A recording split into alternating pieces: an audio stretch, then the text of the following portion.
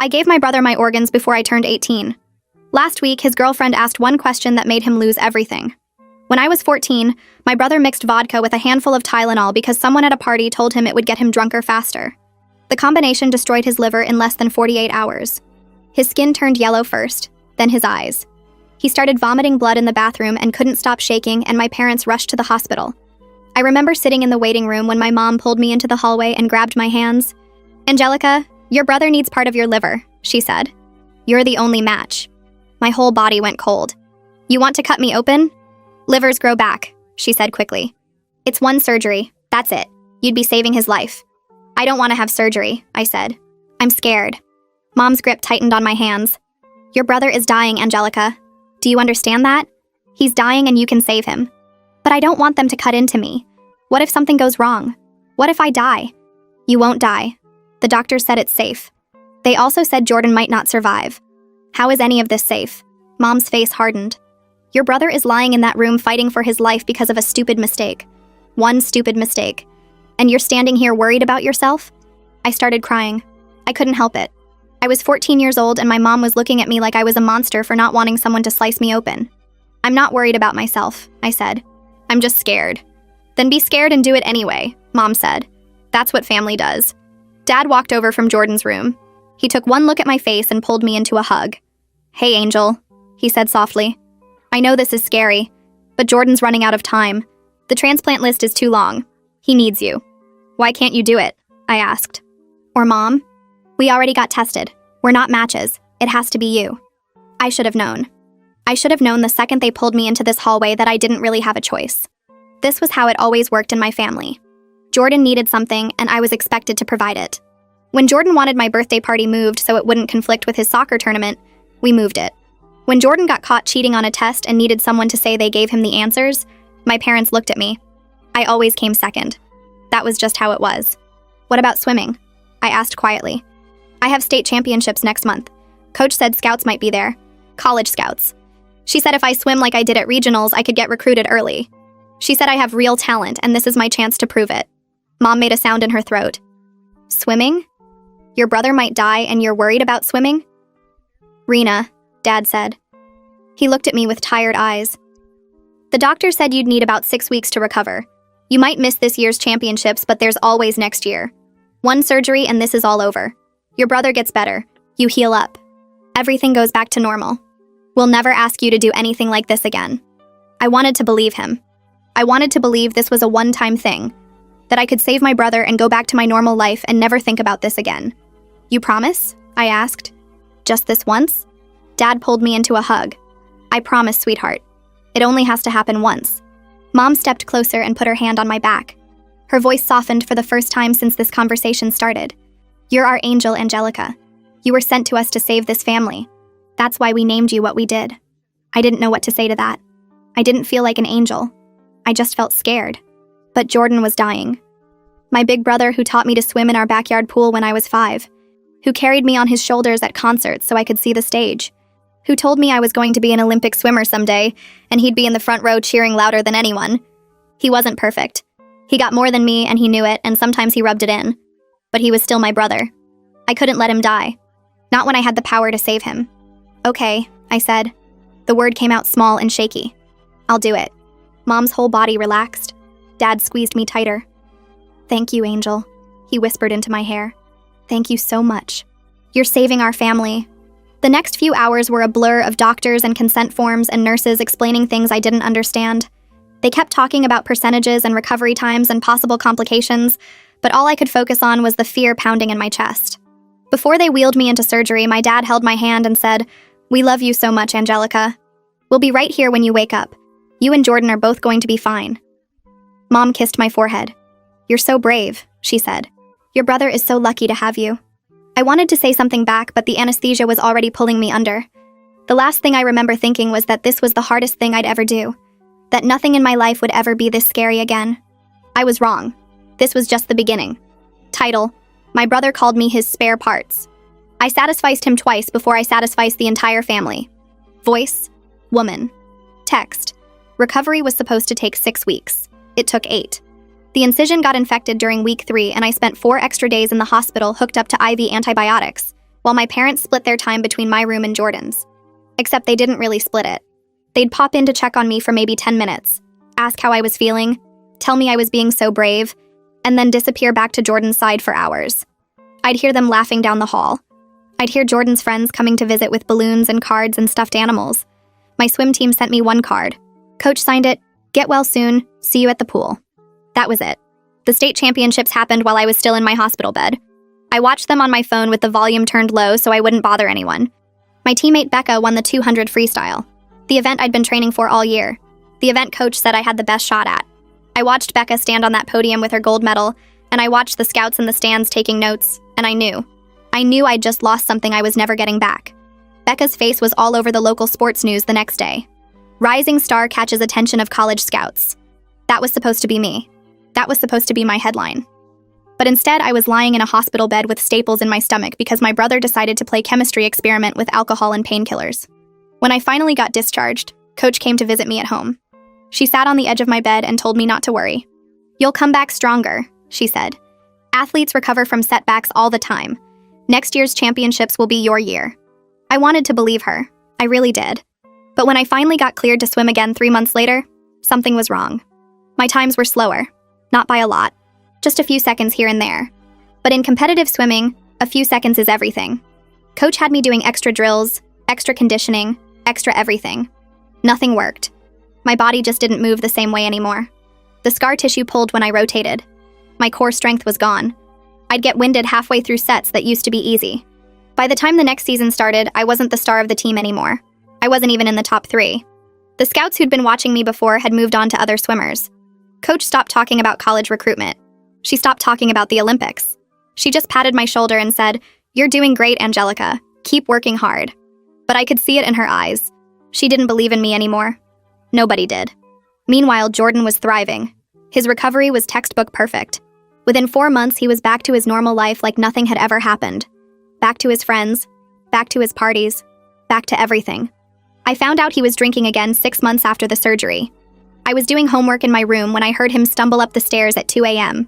I opened my door, and there he was, leaning against the wall, reeking of beer. "What are you doing?" I asked him. He laughed. "Relax, little sis. I'm fine. You almost died because of drinking. The doctor said you can't do this anymore. Your liver can't handle it." He rolled his eyes at me. Actually rolled his eyes, like I was being dramatic. "The doctor said I need to be careful. I'm being careful. A few beers isn't going to kill me. Jordan, I gave you part of my liver. Do you understand that? I let them cut me open so you could live, and you're just going to destroy it again?"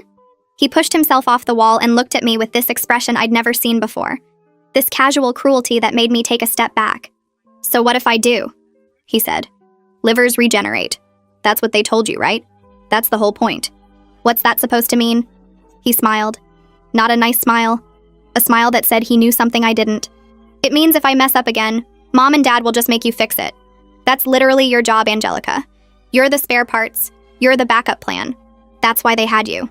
The words hit me like a punch to the chest. That's not true. Sure it is. Why do you think they named you Angel? You're supposed to save me. That's your whole purpose. So stop worrying about what I do with my body because we both know you'll be there to fix it when I need you.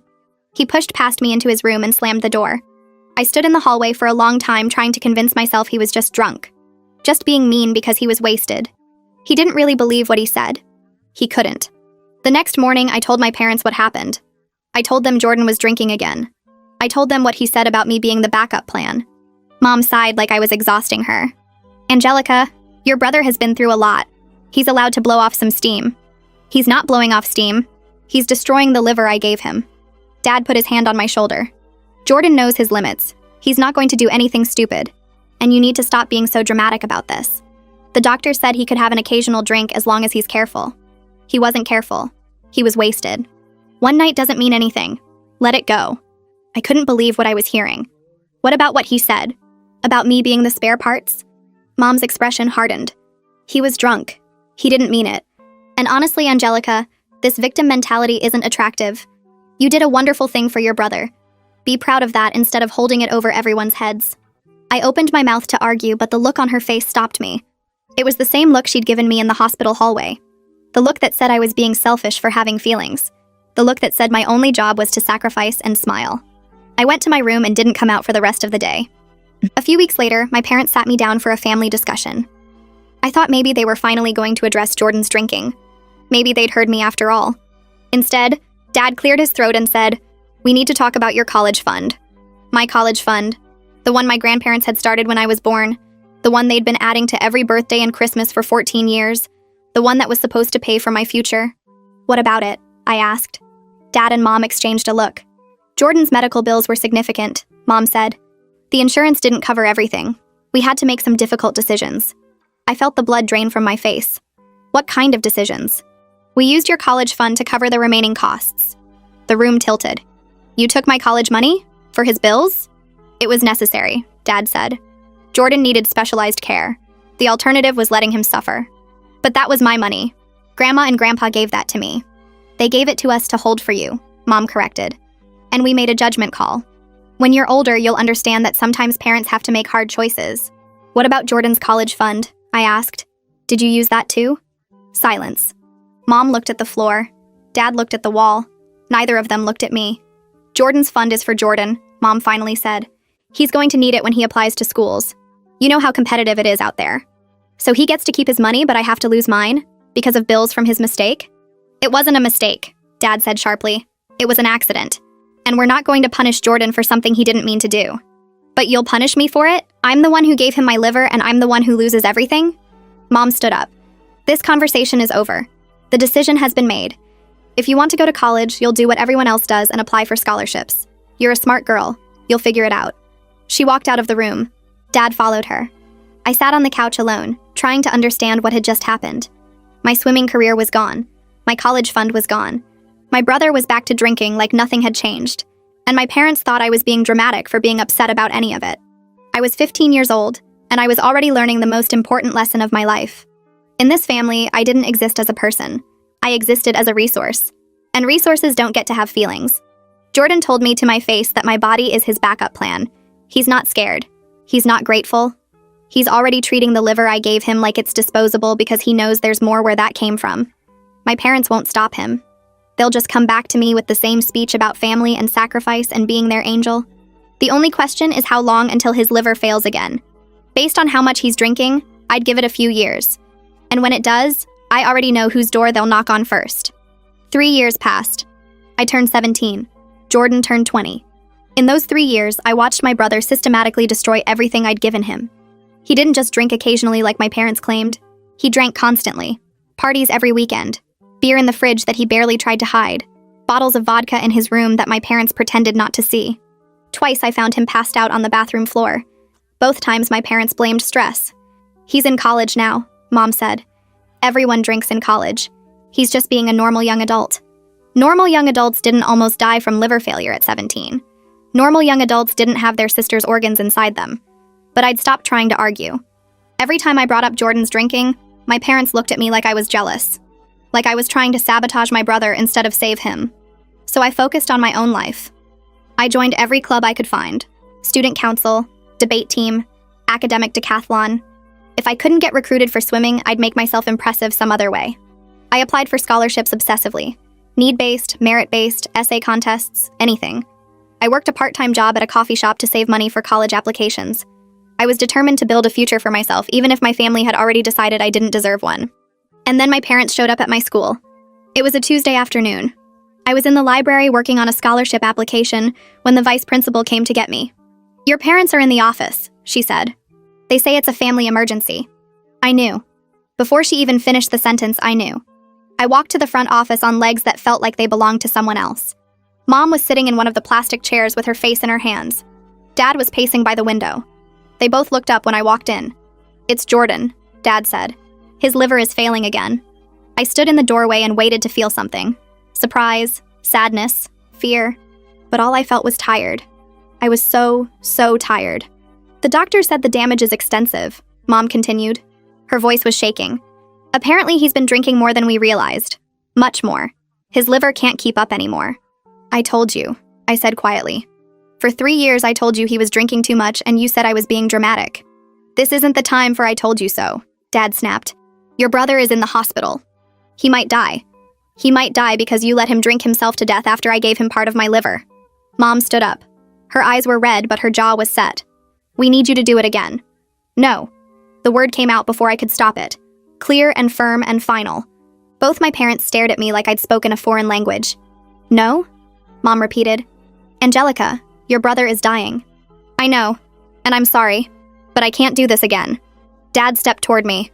"Can't or won't?" "Both. You promised me it would only happen once. You looked me in the eyes and promised." "Circumstances changed," Dad said. "Sometimes promises have to be broken when lives are at stake. His life is at stake because of choices he made. Because you let him make those choices.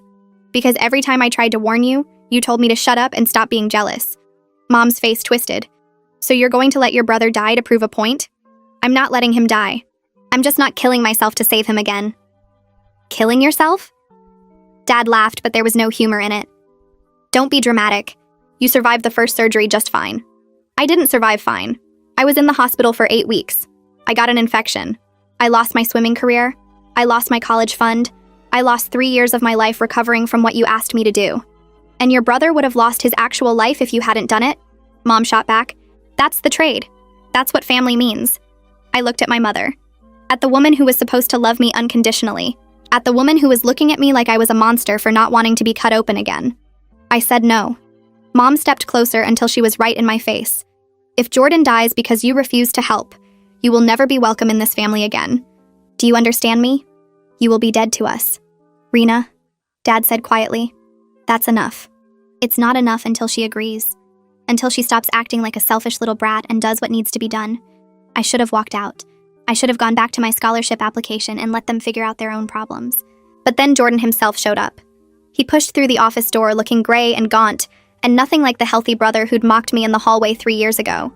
Someone must have told him where we were. Someone must have helped him get here because he could barely stand on his own. "Angelica," he said. His voice cracked on my name. "Please. I know I messed up. I know I said terrible things to you. But I'm not ready to die. I'm 20 years old. Please don't let me die." Tears were streaming down his face. Real tears. Not the manipulative kind I'd gotten used to seeing from my parents. Just raw terror from a boy who'd finally realized he wasn't invincible. "I'm sorry," he continued. "I'm so sorry for everything. For calling you spare parts. For drinking after you saved me. For taking everything you gave me for granted. If you do this again, I swear I'll be different. I'll never drink again. I'll spend the rest of my life making it up to you." I looked at my brother. At the yellow tint in his eyes. At the way his hands were shaking. At the fear in his face that mirrored the fear I'd felt 3 years ago when they first asked me to do this. And I felt something crack inside me. "I don't want to do this again," I whispered. "I know," Jordan said. "I know you don't. And you shouldn't have to. But I'm begging you, Angelica. I'm begging you to give me one more chance." Mom was crying. Dad was crying. Jordan was crying. Everyone in that room was crying except me. I'd run out of tears years ago. "If I do this," I said slowly, "and you start drinking again, I'm done. Forever. I will never speak to you again. I will never help you again. You will be dead to me. Do you understand?" Jordan nodded frantically. "I understand. I promise.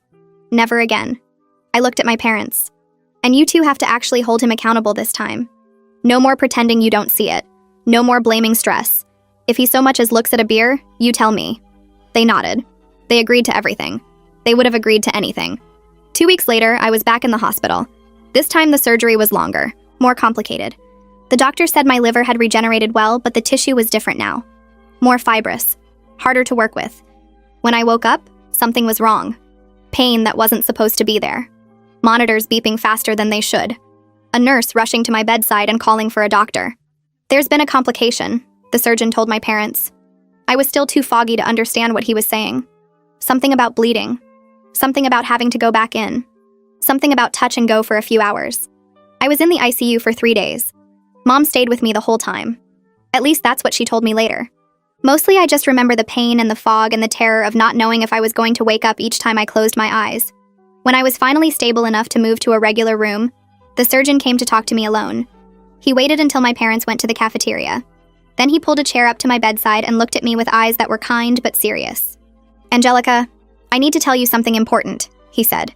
"Your liver regenerated after the first donation, but not perfectly. There's significant scarring. The tissue is compromised in ways that made this surgery much more dangerous than it should have been." I nodded. I already knew something was wrong. I could feel it. If you're ever asked to donate again, I need you to understand what that would mean. He paused like he was choosing his next words very carefully. A third donation would be extremely dangerous, potentially fatal. Your liver cannot sustain that kind of repeated trauma. Do you understand what I'm telling you? I understood. I understood perfectly.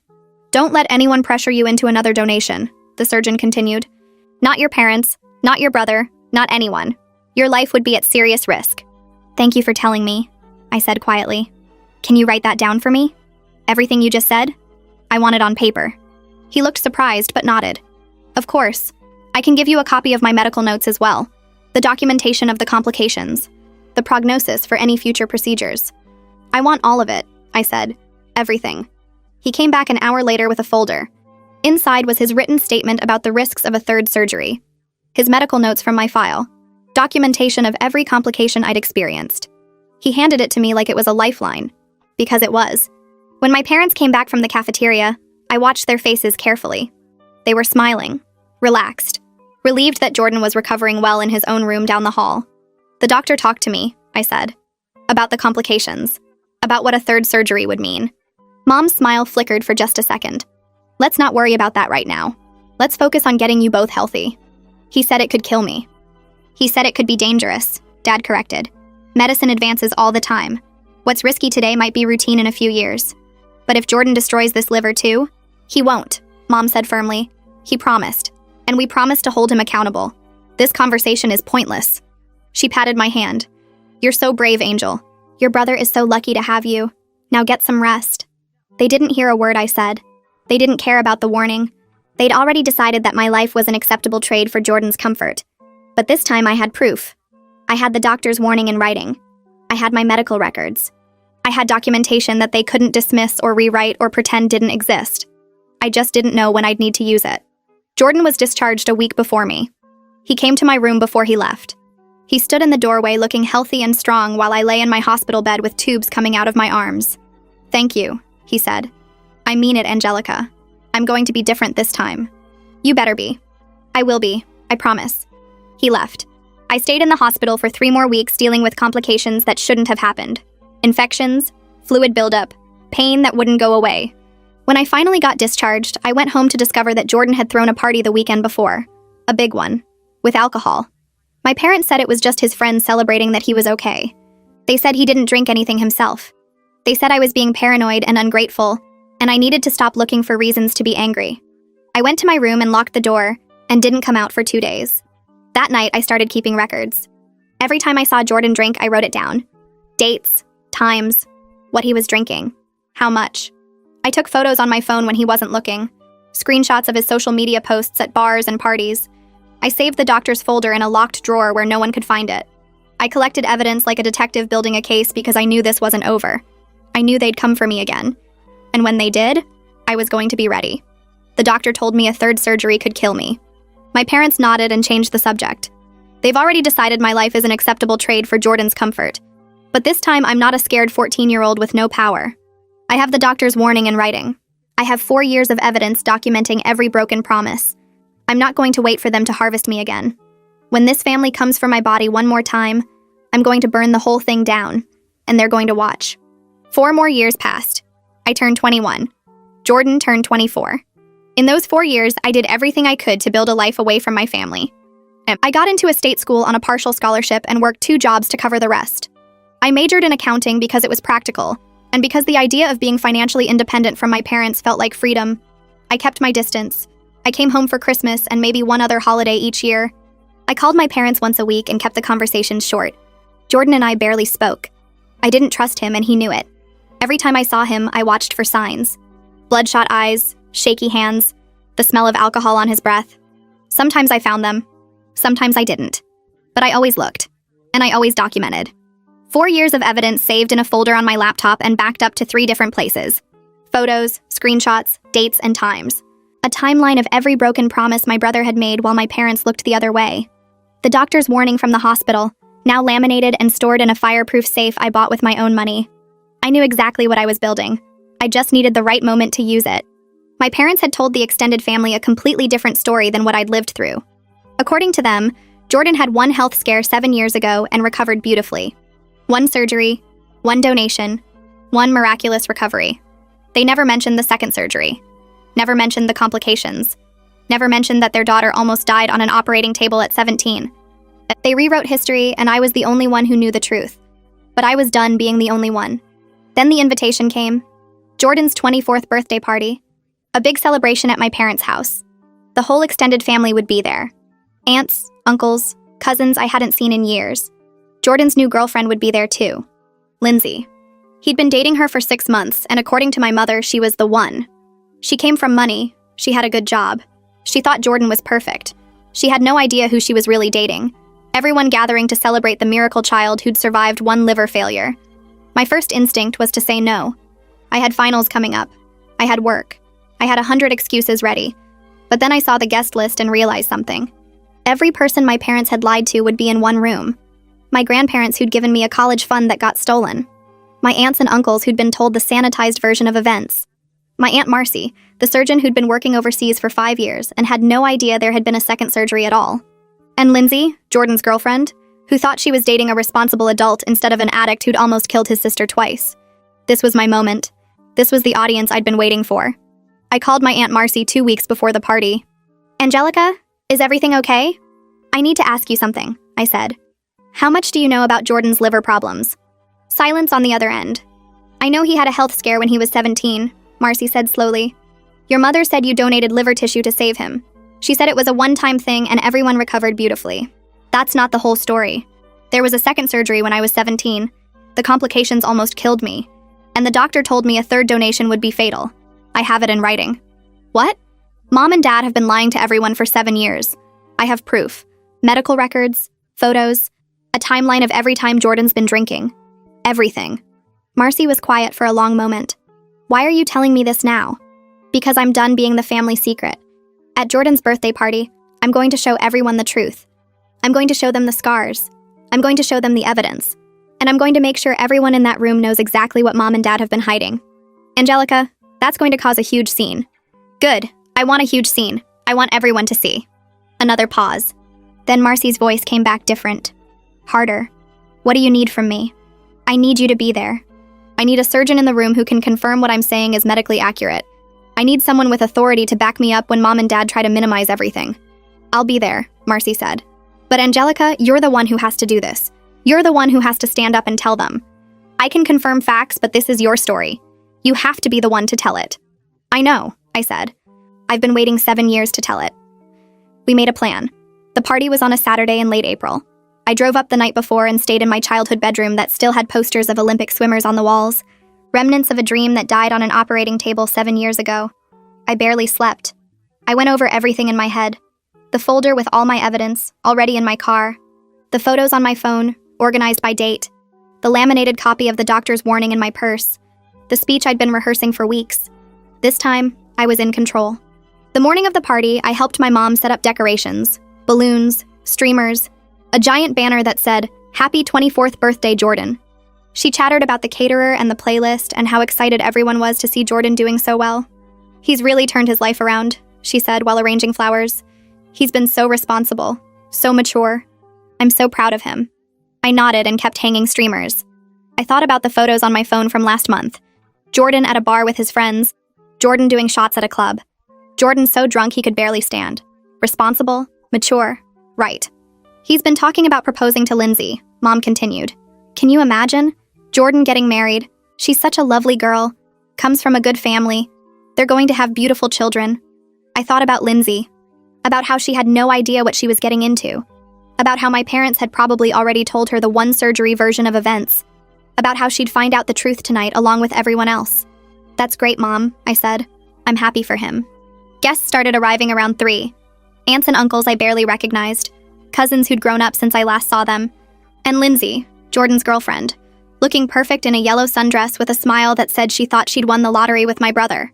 Everyone hugging and laughing and telling stories about Jordan, the golden child, the miracle boy, the one who'd survived against all odds. Nobody mentioned how he survived. Nobody mentioned the 2 surgeries. Nobody mentioned me. I drifted to the corner of the living room and stayed there. Marcy arrived around 4. She hugged my parents, made small talk with the relatives, and eventually made her way over to me. "You okay?" she asked quietly. I'm ready. When? During Dad's toast. He always makes a big speech about how proud he is of Jordan. That's when I do it. Marcy nodded. I'll be right here. I watched Jordan work the room. He was good at this, charming everyone, making them laugh. Lindsay was glued to his side, looking at him like he was some kind of hero, accepting compliments and congratulations like he deserved them, like he'd done something impressive just by staying alive. He was also drinking. Not beer, whiskey, glass after glass from the bar my parents had set up in the corner. I watched him refill his drink 3 times in the first hour. Nobody else seemed to notice, or maybe they noticed and didn't care. I pulled out my phone and took a photo. Discreetly. Just another piece of evidence. One more nail in the coffin. When his glass was empty again, he caught my eye across the room and smiled. Raised his glass in a mock toast. Mouthed the words, "Cheers, sis." Then he turned back to Lindsay and laughed at something she said. My father clinked his glass with a fork. The room went quiet. This was it. If I could have everyone's attention, Dad said with a big smile, I'd like to make a toast to the man of the hour. My son. My miracle. He launched into his speech. The same speech he gave every year. How proud he was of Jordan. How much Jordan had overcome. How the whole family had rallied around him during his health scare 7 years ago. We almost lost him, Dad said, his voice cracking with rehearsed emotion. But thanks to modern medicine and the love of this family, he pulled through. And look at him now. Healthy. Happy. About to start a beautiful life with this lovely young woman. He gestured at Lindsay, who blushed and squeezed Jordan's arm. So raise your glasses to Jordan. My son, my hero, the strongest person I know. I stepped forward. I have something to add. The room went quiet. Every head turned toward me. Dad's smile froze on his face. Angelica, Mom said sharply. Not now. Yes, now. I walked to the center of the room. My heart was pounding, but my voice was steady. Dad forgot to mention something in his toast. He forgot to mention that Jordan didn't pull through because of modern medicine. He pulled through because of me. I looked around at all the confused faces. At my grandparents. At my aunts and uncles. At Lindsay, who was staring at me with wide eyes. I donated part of my liver to save Jordan when I was 14 years old. Dad mentioned that. What he didn't mention is that I did it again when I was 17. 2 surgeries, 2 donations, 2 pieces of my body that I gave my brother so he could live. Murmurs rippled through the room. My grandmother put her hand over her heart. 2 surgeries? Uncle Robert asked. We only heard about 1. That's because Mom and Dad lied to you. Jordan stepped forward. His face was flushed from the whiskey, but his voice was steady. Controlled. The charm was still there, just turned in a different direction now. Okay, hold on. He held up his hands like he was calming a crowd. Let's not blow this out of proportion. Yes, there were 2 surgeries, but the second one was minor. A small complication from the first procedure. It wasn't some big dramatic thing. He looked around the room with a practiced smile. My sister has always been a little dramatic. You all know how she gets. Remember when she used to cry about missing swim practice? Same energy. A few relatives chuckled nervously. I could see them wanting to believe him, wanting this to be a misunderstanding instead of a catastrophe. Show them then. I lifted my shirt. Not all the way. Just enough to show the scars. 2 of them. Running across my abdomen in parallel lines that no minor procedure would ever leave. The room went silent. Does that look minor to you? I turned slowly so everyone could see. My grandmother gasped. Uncle Robert's wife covered her mouth. Lindsay's face went pale. Jordan's smile flickered. Scars always look worse than they are. The doctors said she healed perfectly. The doctor said I almost died. I let my shirt fall back down. I was in the ICU for 3 days. I had infections for months afterward. And the surgeon told me that if I ever donated again, it would kill me. That's an exaggeration, Jordan said quickly. Medicine advances all the time. What was risky then might be routine now. She's being dramatic to get attention. I pulled out my phone and walked over to my grandmother. I showed her the photo I'd taken at the hospital when I was 17. The one of me in the ICU with tubes coming out of my arms. This is what dramatic looks like, apparently. I handed her my phone. Scroll through. There's more. She scrolled. Her face went white. She passed the phone to my grandfather. He looked at the photos and then looked at my parents with an expression I'd never seen before. Disgust. You told us it was 1 surgery, he said to my father. You told us she was fine. She was fine, Dad started. She recovered. I was in the ICU for 3 days. I cut him off. I had infections that lasted for months. I still have pain where the scars are. And the whole time I was recovering, Jordan was back to drinking. He threw a party the week I got out of the hospital. Jordan laughed. Actually laughed. Oh, here we go. Now I'm the villain because I had some friends over? Because I tried to move on with my life instead of wallowing? You almost killed me and then you threw a party. I didn't almost kill you. A medical complication almost killed you. There's a difference. A complication from the surgery I had to save your life. A surgery you agreed to. Nobody forced you. You could have said no. The words hung in the air. I felt something cold settle in my chest because he actually believed that. He actually believed I'd had a choice. I was 17 years old. Mom told me I'd never be welcome in this family again if I refused. What choice did I have? There's always a choice, Jordan said. You made yours. Don't blame me because you regret it now. Lindsay stepped forward. Her face was confused, trying to piece together what she was hearing. Jordan, you told me you had one surgery. Years ago. You said it was a wake-up call and you changed everything. I did change. Jordan turned to her with that charming smile. Baby, you know me. You've seen how I live. I'm healthy. I'm responsible. This is just family drama. My sister's always been jealous of the attention I got growing up. Jealous? I stared at him. You think I'm jealous? Why else would you do this? Ruin my birthday party? Embarrass me in front of everyone? You've always resented that Mom and Dad cared about me more. This is just payback. I pulled up another photo on my phone. Jordan at a bar 2 weeks ago doing shots with his friends. This is from 3 weeks ago. I swiped to the next one. This is from last month. Swiped again. This is from Valentine's Day. You were so drunk you could barely stand. I walked over to Lindsay and showed her the screen. I have 4 years of photos. Dates, times, locations. Every time I saw him drinking, I documented it. This is the man you think changed. Lindsay stared at the photos. Her hands were shaking. Jordan. Her voice was barely above a whisper.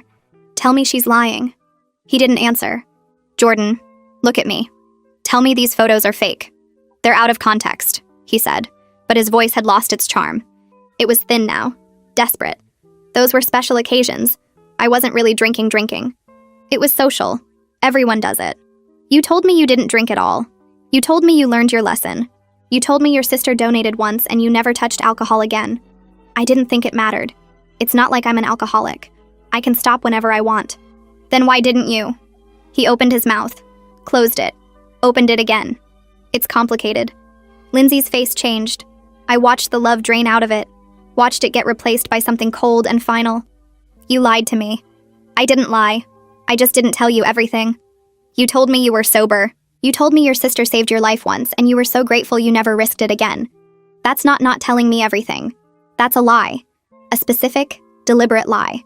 Lindsay, please. Jordan reached for her hand. She pulled away. You're overreacting. This is my family being dramatic. You know how families are. I know how honest people are. And this isn't it. She turned to me. Her eyes were wet, but her voice was steady. How bad is it? Really? His liver is already showing damage again. My parents have been hinting that I should be ready for another surgery. A surgery that my doctor said would kill me. Lindsay looked at Jordan. Really looked at him. Like she was seeing him for the first time. You were going to let your sister die so you could keep drinking. That's not... I would never... Were you ever going to tell me the truth? About any of it? Jordan's face crumpled. The charm was gone now. The confidence was gone. He looked like what he actually was. A scared boy who'd been coddled his whole life and never learned how to face consequences. I was going to tell you eventually. I just wanted you to love me first. I wanted you to see who I really am before all this stuff got in the way. This stuff is who you really are, Jordan. This is exactly who you are. Lindsay took off the bracelet she was wearing, a gold bangle that I'd seen Jordan give her last Christmas. She set it on the table next to the cake. I'm done. Lindsay, wait, please. I love you. You don't love anyone. You just use people until they're empty and then you find someone new to drain. She looked at me.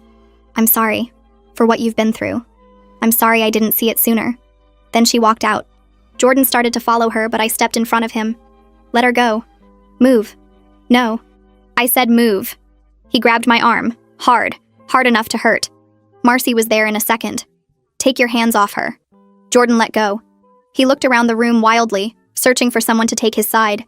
His friends who'd been celebrating with him earlier were edging toward the door. Our cousins wouldn't meet his eyes. Even Mom and Dad stood frozen, not moving to defend him. This isn't fair, he said. His voice cracked. I made mistakes, but I'm trying. I'm getting better. You can't just ruin my life because you're angry. You ruined my life 7 years ago. You called me spare parts.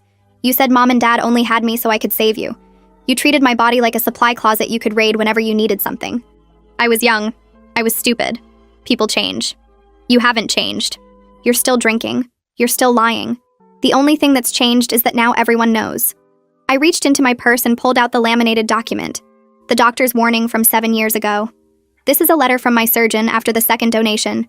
It says that a third surgery would be extremely dangerous, potentially fatal. My liver cannot sustain that kind of repeated trauma. I walked over to my parents and held it up in front of their faces. You read this letter. The doctor gave you a copy. You knew that asking me to donate again would kill me. And last month, when Jordan told you his liver was starting to fail again, what did you do? Mom's face went gray. You started hinting that I should be there for him. You started talking about how family means sacrifice. You started laying the groundwork to ask me to die so Jordan could keep drinking. That's not what we were doing, Dad said weakly. Yes, it was. I'm not stupid. I've watched you do this twice already. I know exactly how you operate. I looked at my grandmother, at the woman who'd given me a college fund that my parents had stolen. They took the money you gave me for college. Did you know that? They used my college fund to pay Jordan's medical bills. They kept his fund intact while they emptied mine. Grandma's face went hard. You took her money? We had to make difficult choices, Mom said. The bills were... Jordan's fund was twice the size of hers, Grandma said. I know because I set them both up. You could have split it. You could have asked us for help. Instead, you took everything from your daughter and gave it to your son. She stood up. Her hands were shaking, but her voice was strong. I've heard enough. She walked over to me and put her hands on my face. I'm so sorry, Angelica. I'm so sorry I didn't see what was happening. It's not your fault, Grandma. They lied to everyone. She turned to face my parents. You will never see another penny from me. Either of you. That money I was going to leave you in my will? It's going to Angelica now. All of it. Mom, be reasonable, Dad started. I am being reasonable. I'm being more reasonable than you deserve. She looked at Jordan, who was standing alone in the middle of the room. Lindsay was gone. His friends had slipped out while no one was watching. Everyone who'd been celebrating him 10 minutes ago was now looking at him like a stranger. And you, Grandma said. You had 2 chances. 2. Your sister gave you 2 pieces of her body, and you thanked her by drinking yourself back to death. If your liver fails again, you'll wait on the list like everyone else. And maybe while you're waiting, you'll finally learn what it feels like to not have someone sacrifice everything to save you. Jordan made one last desperate attempt. He turned to our parents with tears streaming down his face. Mom, Dad, tell them this isn't true. Tell them Angelica's exaggerating. Tell them I'm not as bad as she's making me sound. Mom looked at him, then at me, then at the floor. She didn't say anything. Dad? Dad's mouth opened and closed. Nothing came out. Jordan stood there in the silence, waiting for his parents to save him the way they always had, waiting for someone to take his side, to make excuses for him, to sacrifice something so he didn't have to face consequences. No one moved. You're really going to let her do this? His voice was high and thin. You're going to let her destroy our family? I'm not destroying anything, I said. I'm just finally telling the truth. I walked toward the door. Marcy followed me. Wait. Jordan's voice was desperate now. Angelica, please. What if my liver fails again? What if I need... Then you'll die. I stopped at the door and looked back at him. Or you'll wait on the transplant list like everyone else who needs an organ. You'll wait months or years while your body shuts down. You'll learn what it feels like to be powerless, to be dependent on someone else's mercy. I looked at my parents. And you'll learn what it feels like to watch your child suffer and not be able to sacrifice someone else to fix it. Mom was crying. Dad was staring at the floor. Jordan was standing alone in the middle of the room, surrounded by relatives who wouldn't meet his eyes, abandoned by the girlfriend who'd finally seen who he really was. Goodbye, I said. And I walked out. Jordan's liver failed 3 months later. He's still on the transplant list. Lindsay never came back. His friends stopped calling. My grandparents cut off my parents completely. I live with Aunt Marcy now and haven't seen my family since that night. For the first time in my life, my body belongs only to me.